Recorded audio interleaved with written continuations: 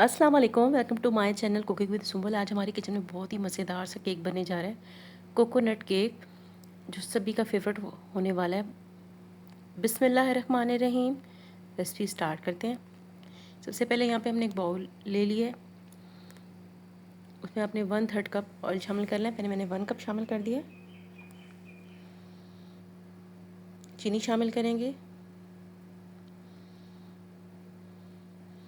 अब हमने 4 अंडे शामिल करने हैं, 1 कप शुगर और 4 अंडे। जैसे हम 1 अंडा शामिल करेंगे, फिर मिक्स करेंगे, फिर 1 अंडा शामिल करेंगे, फिर मिक्स करेंगे। इसी तरह आपने 4 अंडे बारी बारी शामिल करने हैं और उसको अच्छे से मिक्स करते जाना है और खूबसूरत सा इसका टेक्सचर बन जाएगा।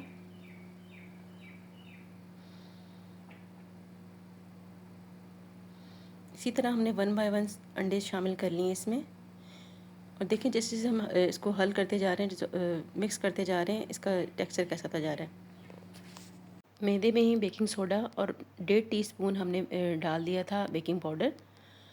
और अब यहाँ पे मिल्क पाउडर शामिल कर रही हैं, तकरीबन 3 टीस्पून शामिल किए हैं। इसको अच्छे से मिक्स कर लेंगे, इससे बहुत ही अच्छा रिजल्ट आएगा, बहुत मज़े का केक बनेगा।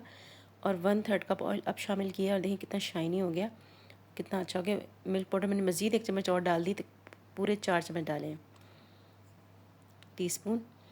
और इसको अच्छे से मिक्स कर लेते हैं। ये देखिए हमारा शाइनी सा जो बैटर है तैयार हो गया। इस मिक्सचर को हम डाल देंगे बेकिंग पैन में। इसको मैंने पतीले में बेक किया था। यहाँ पे कुछ नट्स पड़े थे, मैंने वो डाल दिए। टोटली ऑप्शनल, आपकी मर्ज़ी है, आप कोकोनट डाल सकते हैं।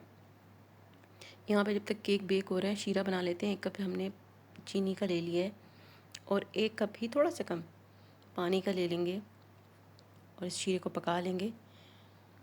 केक बेक होने के बाद ठंडा भी करना है। यहाँ पे हम वनीला एसेंस डाल देंगे, इससे बहुत ही अच्छी खुशबू आएगी।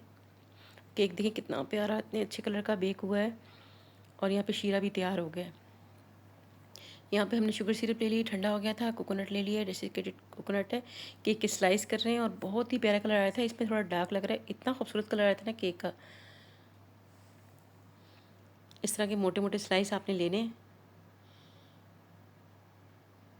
उसको अच्छे से हर किनारे से इसको आपने कोट कर देना है। कोट करने के बाद यूँ हम रखते जाएंगे सारे स्लाइस को। और चीनी इसमें बिल्कुल भी ज़्यादा नहीं थी, बहुत नॉर्मल थी।